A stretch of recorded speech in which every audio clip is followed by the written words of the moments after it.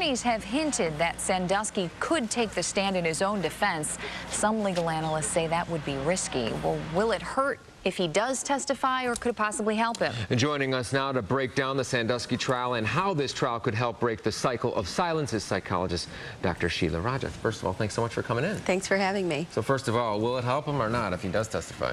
Well, not being a legal person, I can't say too much about that. They always say that it's not good. If he gets up there, it might look desperate. But I think, there's a lot to be learned about these courageous people coming forward and talking about this. Dr. Raja, some of the testimony is really disturbing and uncomfortable to listen to, uncomfortable for us to report, frankly. Yeah. And we want to know what good can come out of this. How can this actually help people who are in this situation? I think the first thing that we get from this is we've got to believe people.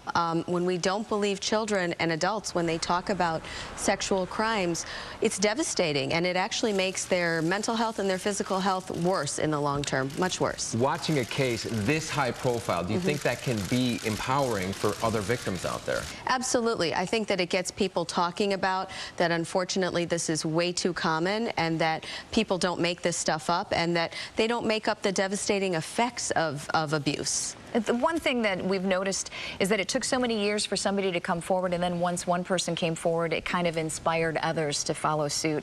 Unfortunately, we know from many of these trials that with child molesters, there's usually not just one victim.